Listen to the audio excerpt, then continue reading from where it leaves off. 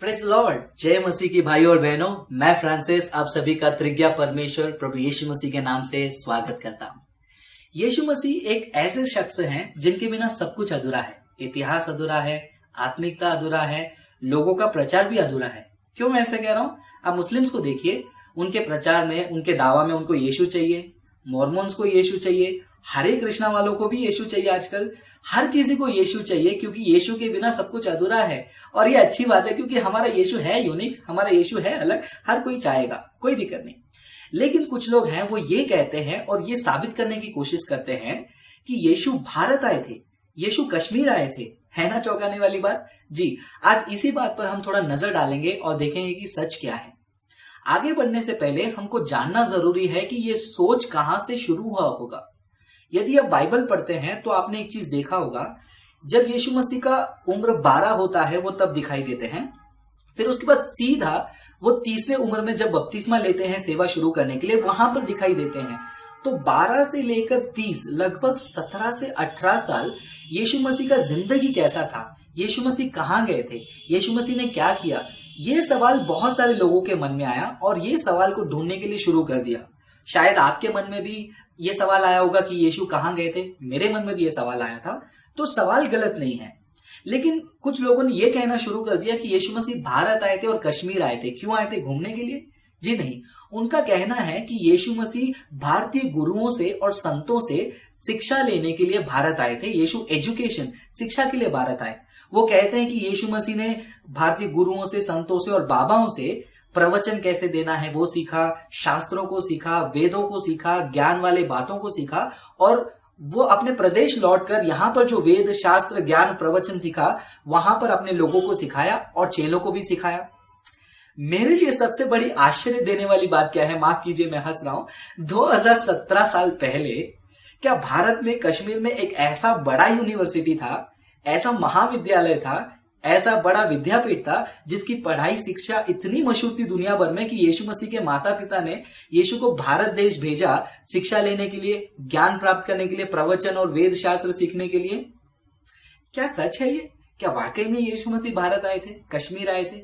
क्या उन्होंने यहां पर जो शिक्षा ली थी वेद शास्त्र की, वो अपने प्रदेश में सिखाए, चेलों को सिखाए थे? क्या बाइबल में भी वही लिखा है? ये सारे सवालों का जवाब जो है, हमें बाइबल में ढूंढना बहुत जरूरी है। हमें जानना जरूरी है इस विषय में बाइबल क्या कहती है। तो बाइबल के आधार पर मैं आपको 5 कारण बताना चाहूंगा जिससे साफ साबित होता है कि यीशु मसीह भारत नहीं आए थे, कश्मीर नहीं आए थे। क्या है वो 5 कारण? पहला कारण, यहूदियों की एक प्रथा थी, जो व्यक्ति जो भी व्यापार करता था अपने बेटों को वो सिखाता था। उदाहरण के तौर पर अगर कोई लकड़े का काम करता था, सुतार का काम करता था, तो अपने बेटों को वो सिखाता था। अगर आप मरकुस की किताब 6 अध्याय 3 वचन और मत्ती की किताब 13 अध्याय 55 वचन पढ़ते हैं, इससे हमें साफ साफ पता चलता है कि यीशु मसीह को जो है लोग एक बढ़ई के नाम से, एक सुतार के नाम से काफी समय से पहचानते थे। अब ये वचनों को पढ़कर देखिए, उसमें साफ साफ लिखा है, लोग यीशु को देखकर कहते हैं, ये तो वही बढ़ई है ना, ये तो वही सुतार है ना, ये यूसुफ का बेटा है ना, ये तो मरियम का लड़का है ना जो सुतार का बेटा है, इसके भाई ये हैं, इसके रिश्तेदार ये हैं। तो वहां के लोग यीशु मसीह को बचपन से जानने के कारण आसानी से पहचान पा रहे थे कि ये वही यीशु है ना। तो पहले पॉइंट में मैं आपको ये बताना चाहूंगा कि उस समय के लोग यीशु मसीह को बचपन से जानते थे और उसकी पहचान क्या है करके हमने ये वचन में देख लिया। इससे साफ साबित होता है कि यीशु मसीह कश्मीर नहीं आए, यीशु मसीह भारत देश नहीं आए। दूसरी बात, अगर आप लूका की किताब 4 अध्याय 16 वचन पढ़ेंगे, उसमें आपको और भी सफाई से पता चलेगा। उसमें लिखा है, रीति के अनुसार, यानी कि हमेशा की तरह यीशु मसीह भवन में गया। ये कैसे संभव है? अगर यीशु मसीह 12 से लेकर 30 उम्र यानी कि 17 से 18 साल उन्होंने अपना बचपन और थोड़ा सा जवानी का समय भारत में बिताया होता, तो हमेशा की तरह भवन कैसे जा सकते थे? सोचने वाली बात है। और उसी वचन में लिखा है कि यीशु मसीह का पालन पोषण जो है वो नासरत में हुआ। तो ये वचन 4 अध्याय 16 वचन लूका का हमको साफ साफ बताता है कि यीशु मसीह भारत नहीं आए, कश्मीर नहीं आए, क्योंकि वो पले बड़े, पालन पोषण वहीं पर था उनका नासरत में, और हमेशा के जैसा वो नासरत में जाकर भवन में उपस्थित रहते थे। तीसरा कारण, जब यीशु मसीह प्रचार कर रहे थे तो उस समय में जो लोग थे, जो फरीसी लोग थे और बहुत सारे यीशु के विरोध करने वाले लोग थे, उन्होंने यीशु के ऊपर कई सारे इल्जाम लगाए। उन्होंने यीशु के ऊपर इल्जाम लगाए कि तुम सबत को तोड़ते हो, परमेश्वर के विरोध बात करते हो, तुम ईश निंदा करते हो, तुम्हारे अंदर शैतान की आत्मा है। ऐसे यीशु के ऊपर काफी सारे इल्जाम लगे। लेकिन एक चीज आप देखिए कि चारों समाचार की किताब में ऐसा कोई भी इल्जाम यीशु मसीह के ऊपर लगा नहीं कि तुम दूसरे प्रदेश के और दूसरे शास्त्र के शिक्षा को तुम यहां पर बांट रहे हो। तो देखिए, उनके विरोध करने वालों ने भी कभी उनको ये चीजों के ऊपर इल्जाम नहीं लगाया, दोष नहीं लगाया कि तुम भारत से सीखे हुए मंत्र को, श्लोका को और ज्ञान को, प्रवचन को तुम यहां पर बांटते हो करके। इससे साफ साबित होता है कि यीशु मसीह भारत भी नहीं आए। ये मेरा तीसरा पॉइंट है। चौथा पॉइंट, अब यीशु मसीह के बारे में अगर आप देखोगे तो यीशु मसीह पुराने नियम में, तोरा में, भजन संहिता में और भविष्यद्वक्ताओं की किताब में बहुत ही निपुण थे। आज के जमाने में स्कॉलर्स, जो उस्ताद जो हैं, पुराना नियम, इब्रानी जबान, तोरा और ये भविष्यद्वक्ताओं की किताब को जांचने के लिए सालों बिता देते हैं। लेकिन यीशु मसीह का जो ज्ञान था तोरा से और पुराने नियम से इतना ज्यादा था, तो हमें सोचने में मजबूर करता है, क्या वाकई में यीशु मसीह भारत में से शिक्षा लिए? अगर यीशु मसीह भारत में शिक्षा लिए तो भारत के वेद शास्त्र में से कभी भी एक भी बार उन्होंने कोई भी वचन, कोई भी शास्त्र, कोई भी श्लोका मंत्र को क्यों नहीं बोला? क्यों यीशु मसीह के प्रचार में वो हमेशा पुराने नियम को ही कोट करते थे, पुराने नियम से ही बात करते थे? और मैं आपको ये चीज बताना चाहूंगा दोस्तों कि ये जो यहूदी लोग हैं बहुत ही स्मार्ट है, वो बहुत ही निपुण है। वो आप किस तरीके से बात करते हैं उससे भी पहचान लेते हैं आप कहां के हो। जब यीशु मसीह को पकड़ के ले गए तो पतरस डर के भाग रहे थे, तो कुछ लोग खड़े थे, उन्होंने सीधा पतरस को देखकर क्या कहा, तुम्हारे बात करने के तरीके से हमको लगता है कि तुम उसके साथ हो। देखो कितने निपुण है वो बात करने के तरीके से भी उनको पता चल जाता है। यदि यीशु भारत आए होते, 17-18 साल थोड़ा समय नहीं होता है दोस्तों, 17-18 साल में यीशु मसीह का बात करने का तरीका भी बदला होगा। यीशु मसीह पूरे के पूरे जो है वो यहूदियों का रीति रिवाजों को वो करते आते थे, पुराने नियम के बलिदानों को, पुराने नियम के त्योहारों को, फसह को सब फॉलो करते थे। लेकिन एक भी बार भारत देश में सीखे हुए कोई भी कार्य को उन्होंने फॉलो क्यों नहीं किया? तो कहीं पर भी ऐसा प्रूफ नहीं है कि यीशु मसीह ने भारत में से शिक्षा ली और वहां पर शिक्षा दिए। कभी भी भारतीय वेद को उन्होंने कोट नहीं किया। ये मेरा चौथा पॉइंट है। भारत का थोड़ा तो स्वाद होना चाहिए, वहां पर जाने के बाद कुछ भी नहीं है। पांचवा पॉइंट मैं आपको कहना चाहूंगा, बढ़िया पॉइंट है। यीशु मसीह ने सिखाया परमेश्वर एक है। जी हाँ, लेकिन भारत में जो गुरु हैं, संत हैं, उनका मानना क्या है? भारत में तो 33 करोड़ परमेश्वर को मानते हैं। भारत में गुरुओं को और लोगों का मानना है कि खुदा ने कुदरत को बनाया, कुदरत ही खुदा है, आप भी खुदा हो सकते हैं। तो यहां पर देखिए, खुदा का जो नजरिया है, परमेश्वर को जो जानने का ज्ञान है, वो बिल्कुल अलग है यहूदियों से। परमेश्वर यीशु मसीह जो सिखाते थे वो अलग था और जो भारत देश के गुरु जो मानते हैं वो अलग है। तो ये 5 पॉइंट से मैं आपको साफ साबित कर चुका हूं कि यीशु मसीह भारत नहीं आए थे। पहला पॉइंट, यहूदी लोग और वहां के नासरत के लोग यीशु मसीह को पहचानते थे उनके व्यापार से, उनके परिवार से। दूसरा पॉइंट, हमेशा की तरह यीशु मसीह भवन में जाया करते थे और उनका पालन पोषण वहीं पर हुआ था। तीसरा पॉइंट, यीशु मसीह के दिनों में लोगों ने उनको बहुत सारे चीजों से दोष लगाया, लेकिन कभी भी दूसरे प्रदेश के ज्ञान के बारे में शिक्षा देने के दोष में उनको कभी नहीं खड़ा किया। चौथा, यीशु मसीह हमेशा शास्त्र के नाम पे पुराने नियम से ही उन्होंने बातें बताई, ना कि दूसरे शास्त्र, दूसरे वेद, दूसरे देश से।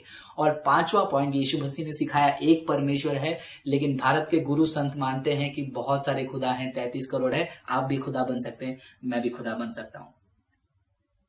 क्यों ये झूठ फैल रहे हैं? बाइबल में हम पढ़ते हैं कि झूठों का पिता कौन है? शैतान है।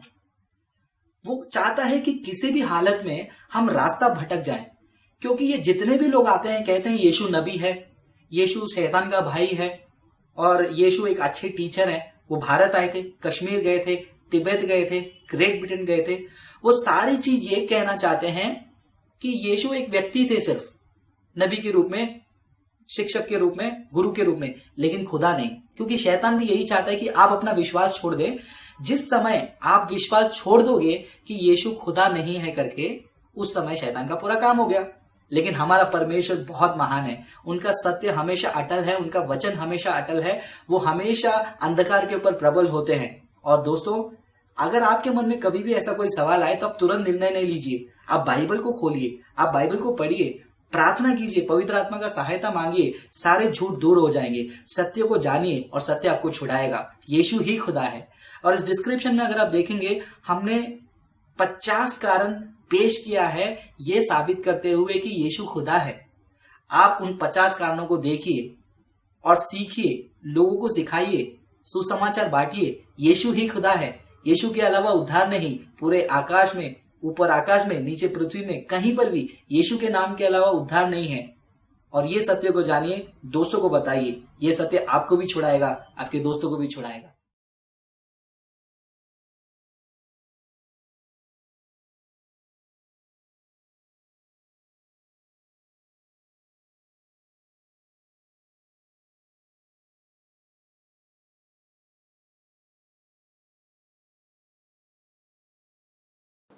क्या यीशु कभी भारत आया था? 12 से 30 साल तक यीशु कहां था? अब ये सवाल कौन पूछता है? आमतौर पर वो जो यीशु और बाइबल पर विश्वास नहीं करता और अलग अलग तरीकों से यीशु और मसीहत को गलत साबित करने की कोशिश करता है। तो क्या कोई ऐसे लोगों को समझा सकता है? नहीं समझा सकता, क्योंकि वे सच नहीं जानना चाहते। तो फिर मैं ये संदेश किसके लिए दे रहा हूं? उन मसीहियों के लिए जो अभी धीरे धीरे वचन में बढ़ रहे हैं और शैतान अलग अलग माध्यम से उनके मन में बाइबल के प्रति संदेह उत्पन्न करता रहता है। शैतान चाहता है कि वे बाइबल से भटक जाएं और संसार द्वारा यीशु पर जो इल्जाम लगाए जाते हैं उसमें उलझ कर रह जाएं और परमेश्वर के राज्य के लिए कभी फलवंत ना होने पाए। इसलिए आगे बढ़ने से पहले मैं अपने दर्शकों से कहना चाहता हूं कि शैतान ने बाइबल के चारों तरफ बहुत सारा झूठ फैला रखा है। इस संसार में बहुत से झूठे धर्म भी खड़े कर दिए हैं। इल्यूमिनाटी जैसे कई झूठे समुदाय और कल्ट भी बना दिए हैं, जो मनुष्य को सच्चे परमेश्वर और स्वर्ग जाने के एकमात्र मार्ग यीशु मसीह से दूर रखने में सक्षम है। इसके अलावा शैतान ने मसीहत यानी क्रिश्चियनिटी में भी अपनी झूठी शिक्षा फैलाकर बहुत से गलत चर्च खड़े कर दिए हैं, जिनके विषय में मैं अपनी सीरीज असली नोट नकली नोट में आप लोगों को बताता रहता हूं। यही कारण है कि पिछले 2000 सालों से बाइबल और यीशु पर सैकड़ों गलत इल्जाम लगाए जा रहे हैं और यह सिलसिला चलता रहेगा यीशु के आने तक, जैसा बाइबल सिखाती है। तो ऐसे में अब हम मसीहियों को क्या करना चाहिए? क्या हमें यीशु पर लगाए जाने वाले उन सारे इल्जामों की छानबीन करते रहना चाहिए या अपना बहुमूल्य समय यीशु के वचन पढ़ने और परमेश्वर के राज्य में कार्य करने के लिए लगाना चाहिए? मैं तो बाइबल पढ़ने में ज्यादा विश्वास रखता हूं, क्योंकि जब मैं सत्य को गहराई से जान जाऊंगा तो झूठ से अपने आप ही दूर रहूंगा। हाँ, जब भी समय मिलेगा मैं शैतान के फैलाए झूठ पर थोड़ा बहुत अध्ययन जरूर करूंगा और उन पर संदेश भी बना दूंगा, ताकि हमारे दर्शक भी उनके विषय में सतर्क हो सकें। लेकिन मैं अपना बहुत सारा समय शैतान को पढ़ने में खर्च नहीं करूंगा, बल्कि बाइबल के जीवनदायी वचन के अध्ययन में लगाऊंगा। तो अगर कोई कहता है कि आपको नहीं पता, लेकिन यीशु भारत आया था और यहाँ के हिंदू और बुद्ध गुरुओं से उसने बहुत कुछ सीखा, उसने योग और मेडिटेशन भी सीखा, फिर वापस इजराइल जाकर उसने वही शिक्षा यहूदियों को दी, तो मैं उस भाई से कहूंगा कि भाई, अगर आपको इन बातों पर विश्वास करके शांति मिलती है तो आप करते रहिए विश्वास। लेकिन बाइबल ना तो इन बातों का समर्थन करती है और ना ही इन बातों का कोई संकेत है बाइबल में।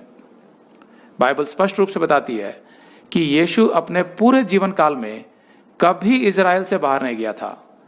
केवल एक बार जब यीशु पैदा हुआ था, तब यूसुफ और मरियम नन्हे यीशु को लेकर मिस्र देश गए थे, यीशु को राजा हेरोदेस से बचाने के लिए, जो यीशु को मरवाना चाहता था।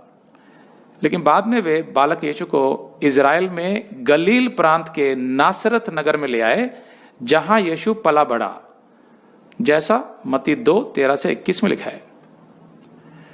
तो यहां पर यीशु के विरोधी कहेंगे कि अगर ऐसा है तो फिर बाइबल में यीशु के 12 साल से लेकर 30 साल तक के जीवन का वर्णन क्यों नहीं है? यही तो वो समय था जब उसने भारत आकर ज्ञान हासिल किया था? जी नहीं, इस बात में कोई सच्चाई नहीं है। बाइबल में यीशु के सांसारिक जीवन के बारे में केवल उतना ही लिखा है जितना जानना जरूरी है। उससे ज्यादा लिखने की आवश्यकता नहीं थी, क्योंकि बाइबल यीशु के मिशन, उसकी सेवकाई अर्थात यीशु के उस कार्य को ज्यादा महत्व देती है जो परमेश्वर के राज्य से संबंधित है, ना कि यीशु के व्यवसाय और उसके व्यक्तिगत जीवन से, पर्सनल लाइफ। अगर बाइबल यीशु के व्यक्तिगत जीवन का विस्तार से वर्णन करने लगती तो संभव है कई किताबें लिखनी पड़ती, लेकिन वो नहीं था परमेश्वर का उद्देश्य बाइबल लिखवाने के पीछे, बल्कि लोगों को उद्धार का मार्ग दिखाकर उन्हें परमेश्वर के राज्य में प्रवेश करवाना था उद्देश्य। इसीलिए नए नियम में केवल उतना ही लिखा गया है यीशु के बारे में जो परमेश्वर के कार्य और उसके राज्य से संबंधित है, उससे ज्यादा नहीं। बाइबल क्या कहती है यीशु के बचपन और जवानी के विषय में? यीशु के बचपन के विषय में बाइबल बहुत कम बताती है, क्योंकि परमेश्वर के लिए वो इतना महत्वपूर्ण नहीं था कि यीशु का बचपन कैसा था। बाइबल इतना ही बताती है कि यीशु के माता पिता हर साल फसह के पर्व के लिए यरूशलेम जाते थे। एक बार उस पर्व में 12 साल का बालक यीशु खो गया। तब यूसुफ और मरियम ने उसे यहूदियों के मंदिर में उपदेशकों के साथ शास्त्रों के विषय में तर्क करते पाया। इसके बाद लूका 2:51 से 52 कहता है, तब यीशु यूसुफ और मरियम के साथ गया और नासरत में आया और उनके वश में रहा। वश में रहा मतलब यीशु उनके अधीन रहा जब तक यीशु बड़ा नहीं हो गया। और यीशु बुद्धि और डील डॉल में और परमेश्वर और मनुष्यों के अनुग्रह में बढ़ता गया, मतलब वो नासरत में ही पलकर बड़ा होता गया। इसके बाद हम यीशु को सीधा उसके बपतिस्मा के समय देखते हैं, जब वो लगभग 30 वर्ष का था। तो सच्चे मन से पढ़ने वाले ये समझ जाते हैं कि इसके बीच के यीशु के जो साल थे उनके विषय में लिखना आवश्यक नहीं था, क्योंकि यीशु ने परमेश्वर के राज्य के प्रचार का कार्य तो बपतिस्मा के बाद ही शुरू किया था, 30 वर्ष की आयु में। तो जाहिर है हर बच्चे की तरह यीशु भी इस दौरान अपने माता पिता के साथ ही रहा और बड़ा होने पर उसने अपने पिता यूसुफ के व्यवसाय में हाथ बटाया, जैसा हर जिम्मेवार संतान करती है। अब मैं आपको एक उदाहरण देता हूं।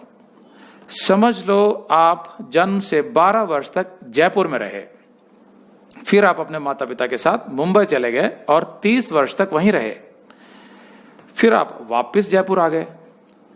तो इस स्थिति में क्या आप आगे जाकर लोगों से यह कहेंगे कि भाई मैं तो जयपुर में पला बड़ा था? नहीं, जाहिर आप कहेंगे कि मैं 12 वर्ष तो जयपुर में रहा था, फिर अगले 18 वर्ष मैं मुंबई में रहा, अब मैं वापस जयपुर आ गया हूं। और निस्संदेह जो लोग आपको जानते होंगे वे भी आपके बारे में ऐसा ही कहेंगे। लेकिन बाइबल यीशु के विषय में क्या कहती है? लूका 4:16 में, और वह नासरत में आया जहां वह पाला पोसा गया था और अपनी रीति के अनुसार सब्त के दिन आराधनालय में जाकर पढ़ने के लिए खड़ा हुआ। तो लूका यहां स्पष्ट रूप से कह रहा है कि यीशु नासरत में पाला पोसा गया था, मतलब यीशु नासरत में ही बड़ा हुआ था।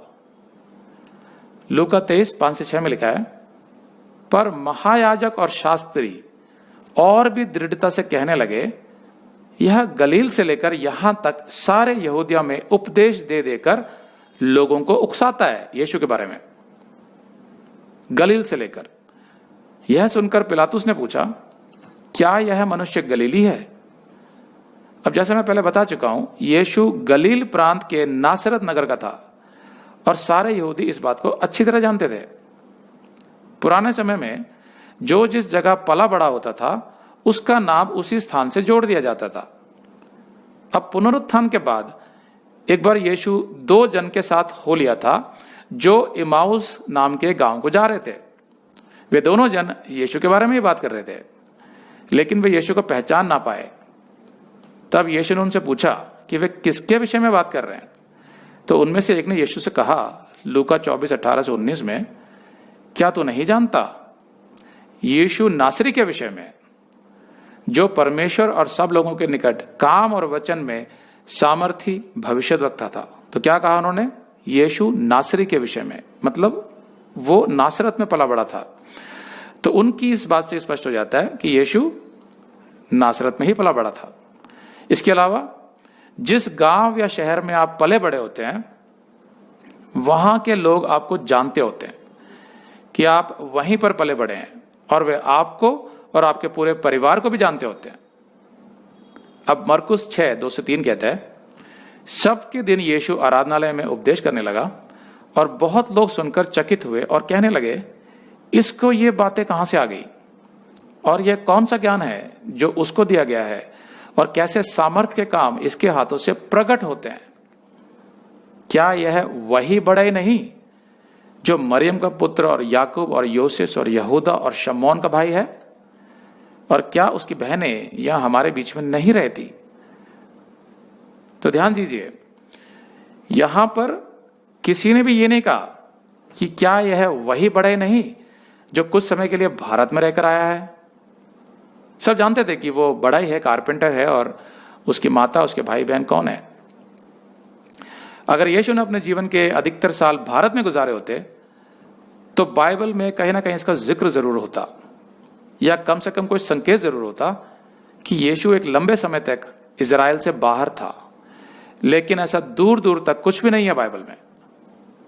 दूसरी बात, अगर यीशु ने हिंदू गुरुओं और बुद्ध सन्यासियों से सीखकर उसी शिक्षा का प्रचार किया था इजराइल में, तब तो फिर बाइबल के नए नियम में हिंदू और बुद्ध धर्म की शिक्षाएं होनी चाहिए थी। लेकिन नए नियम में यीशु की शिक्षाएं तो हिंदू धर्म और बुद्ध धर्म के बिल्कुल विपरीत हैं। अब उदाहरण के लिए, हिंदू धर्म और बुद्ध धर्म दोनों पुनर्जन्म के विषय में सिखाते हैं, लेकिन बाइबल तो स्पष्ट कहती है कि मनुष्य सिर्फ एक बार जन्म लेता है, उसकी एक बार मृत्यु होती है, फिर उसका न्याय होता है, जैसा इब्रानियों के 9:27 में लिखा है। हिंदू धर्म और बुद्ध धर्म दोनों कर्म की बातें करते हैं, जबकि यीशु तो हमेशा यही सिखाता था कि मनुष्य के अच्छे कर्म उसे स्वर्ग नहीं ले जा सकते, क्योंकि उसके बुरे कर्मों अर्थात पापों को क्षमा मिलना आवश्यक है, और उसका सिर्फ एक ही मार्ग है, स्वयं यीशु का बलिदान। यही यीशु सिखाता था। मत्ती 20:28 में, मनुष्य का पुत्र इसलिए आया कि बहुतों की छुड़ौती के लिए अपने प्राण दे, to give his life as a ransom for many. Yeshu ने अपने विषय में जो भविष्यवाणी की थी वो लूका 24:7-8 में एक स्वर्गदूत द्वारा दोहराई गई। अवश्य है कि मनुष्य का पुत्र पापियों के हाथ पकड़वाया जाए और क्रूस पर चढ़ाया जाए और तीसरे दिन जी उठे। जी उठे मतलब पुनरुत्थान। क्या ऐसी कोई शिक्षा है हिंदू धर्म या बुद्ध धर्म में? पुनरुत्थान नहीं है। और सबसे बड़ी शिक्षा तो यीशु ने यूहन्ना 3:3-6 में दी थी। यीशु ने निकोदेमुस को उत्तर दिया, मैं तुझसे सच सच कहता हूं, यदि कोई नए सिरे से ना जन्मे तो परमेश्वर का राज्य देख नहीं सकता। क्योंकि जो शरीर से जन्मा है वह शरीर है, और जो आत्मा से जन्मा है वह आत्मा है। No one can see the kingdom of God unless they are born again. Flesh gives birth to flesh, but the holy spirit gives birth to spiritual life.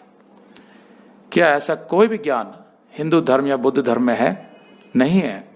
Hindu धर्म तो मोक्ष के बारे में सिखाता है, ज्ञान मार्ग, भक्ति मार्ग और कर्म मार्ग के द्वारा मोक्ष प्राप्त करना। बुद्ध धर्म तो किसी सृष्टिकर्ता परमेश्वर को मानता ही नहीं है, जबकि पूरी बाइबल तो यही सिखाती है कि एक परमेश्वर है जिसने सबकी सृष्टि की है, इस पृथ्वी की भी। हिंदू धर्म तो योगा और मेडिटेशन भी सिखाता है, जबकि बाइबल तो योगा की मेडिटेशन के लिए मना करती है। यीशु ने तो हमेशा पुराने नियम में लिखी आयतों और भविष्यद्वक्ताओं की मिसाल दी, और पुराने नियम तो यहूदियों का शास्त्र तोरा है। मतलब यीशु ने तो हमेशा यहूदियों के शास्त्र में से सिखाया, ना कि हिंदू और बौद्ध शास्त्र में। ऐसी बहुत सी बातें हैं बाइबल में जो मसीहत को हिंदू धर्म और बुद्ध धर्म से बिल्कुल अलग खड़ा करती है। तो फिर ये कहते रहना कि यीशु ने हिंदू गुरुओं और बुद्ध सन्यासियों से सीखकर इजराइल में प्रचार किया था, इसमें क्या न्याय है? मसीहत यानी क्रिश्चियनिटी किस तरह हिंदू धर्म और बुद्ध धर्म से एकदम अलग है, इस पर मैंने संदेश बनाए हुए हैं इस चैनल में, आप देख सकते हैं। तो कुछ लोग यहां कहेंगे कि नहीं नहीं, यीशु तो अपने क्रूस पर चढ़ाए जाने के बाद भारत आया था। भाई वो कैसे? तब वे कहेंगे वो ऐसे कि दरअसल यीशु क्रूस पर मरा नहीं था, केवल बेहोश हुआ था। फिर उसे बेहोशी की हालत में ही कब्र में रख दिया गया था, जहां से वो 3 दिन बाद किसी तरह बचकर निकल गया और भारत आ गया। फिर यीशु 120 वर्ष तक जिया और अपनी मृत्यु तक वो भारत में ही रहा। इस पूरे किस्से को वे जिस आधार पर कहते हैं वो है एक काश्मीरी सेंट हजरत यूसा असफ, जिनकी कब्र श्रीनगर में है। ऑफिशियली हजरत यूसा असफ एक मुस्लिम प्रचारक थे, लेकिन क्योंकि असफ का मतलब है यूसुफ का पुत्र और यीशु तो यूसुफ का पुत्र था, इसलिए बहुत से लोग ये मानने लगे कि वो कब्र यीशु मसीह की है। अरे भाई, यूसुफ नाम के तो बहुत से लोग हैं कश्मीर में। खुद मेरा नाम भी जोसेफ है, जो हिंदी में यूसुफ होता है। तो क्या मेरा बेटा भी यीशु मसीह हो जाएगा? इसमें कोई अर्थ नहीं है। अब इससे और किसी को लाभ हुआ हो या नहीं, लेकिन टूरिज्म यानी पर्यटन को बहुत लाभ हुआ है। भर भर के टूरिस्ट इस विवादास्पद कब्र को देखने आते हैं। कुरान सिखाती है कि हजरत ईसा मसीह क्रूस पर मरे नहीं थे, बल्कि उनको अल्लाह ने जीवित ही ऊपर उठा लिया था स्वर्ग में, और उनकी जगह पर उनके एक चेले को क्रूस पर लटका दिया था यीशु का चेहरा देकर। इसकी वजह से लोगों ने सोचा कि यीशु मसीह क्रूस पर मरा है। संभवतः पर्यटकों की भीड़ बढ़ाने के लिए यही बात हजरत यूसा असफ की कब्र पर इस नीले बोर्ड पर भी लिख दी गई। तो अगर ऐसा है तो मेरा पहला सवाल तो यह होगा कि इसका मतलब तो अल्लाह ने सारे संसार को धोखा दिया यीशु के बदले उसके चेले को मरवाकर, और उसी धोखे की वजह से यीशु के बाकी चेलों ने यीशु के बलिदान पर विश्वास करके सारे विश्व में मसीहत फैला दी, जो कुरान के हिसाब से गलत धर्म है। तो फिर उसका जिम्मेवार तो अल्लाह ही हुआ ना, गलत धर्म फैलाने का। 1994 में होल्गर कर्स्टन नामक एक शख्स ने अपनी किताब में यीशु के भारत आने के इस झूठे किस्से का प्रचार किया। Jesus lived in India, his unknown life before and after the crucifixion, ये उसकी किताब का टाइटल था। बाद में उसने एक और किताब लिखी, द जीसस कॉन्स्पिरेसी। अगर आपको याद हो तो करीब 15 साल पहले एक और प्रसिद्ध लेखक डैन ब्राउन ने दा विंची कोड एक किताब लिखी थी यीशु के विषय में झूठी बातें बताकर। तो क्यों लिखते हैं वे ऐसी किताबें? सिर्फ और सिर्फ पैसा कमाने के लिए। यह लेखक लाखों रुपए कमाते हैं बाइबल और यीशु के विषय में कंट्रोवर्शियल अर्थात विवादास्पद किताबें लिखकर, क्योंकि इस संसार में करोड़ों लोग जो यीशु को स्वीकार नहीं करना चाहते, वे इसी तलाश में रहते हैं कि कोई ना कोई किसी तरीके से यीशु को झूठा साबित कर दे। तो इसलिए ऐसे लेखकों की किताबें करोड़ों लोग खरीद कर पढ़ते हैं, और शैतान ऐसे लेखकों को निरंतर प्रोत्साहित करता रहता है ताकि वो लोगों को यीशु और बाइबल से दूर रख सके। शैतान, आपने ऐसी कई अफवाहें सुनी होंगी, जैसे यीशु ने मरियम मगदलीनी के साथ एक बच्चा पैदा किया था और उसका नाम यहूदा रखा था। कोई कहेगा कि यीशु तो गे था, मतलब समलैंगिक था। यह भी कहा जाता है कि यीशु ने भारत के प्राचीन विश्वविद्यालय नालंदा में जाकर ज्ञान हासिल किया था। यीशु के कफन को लेकर भी काफी समय से विवाद चल रहा है कि वो मिल गया है, और वो इटली के एक नगर ट्यूरिन के प्रधान रोमन कैथोलिक चर्च में रखा हुआ है, जिसको श्राउड ऑफ ट्यूरिन कहते हैं, जबकि ये सब झूठ है।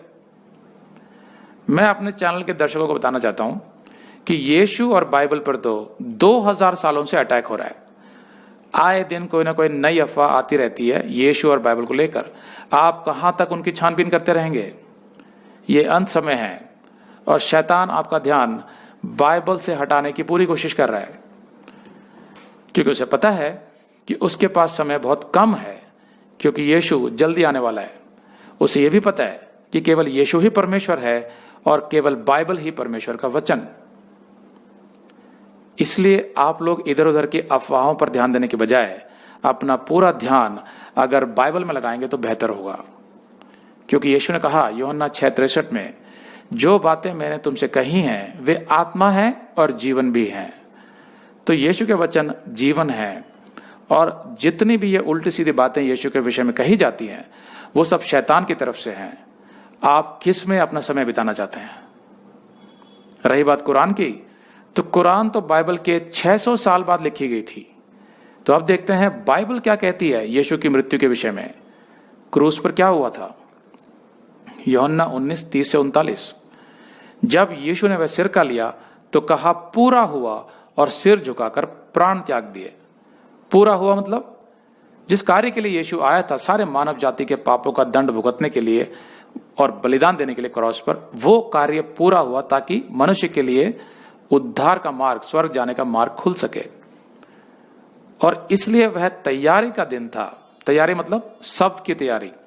यहूदियों ने पिलातुस से विनती की कि उनकी टांगे तोड़ दी जाएं और वे उतारे जाएं, ताकि सब्त के दिन वे क्रूसों पर ना रहें, क्योंकि वह सब्त का दिन बड़ा दिन था। किन की टांगे? यीशु के साथ 2 और कुकर्मी क्रॉस पर लटकाए गए थे। तो उनकी टांगे तोड़ने के लिए क्यों विनती की यहूदियों ने, मैं आपको बताता हूं।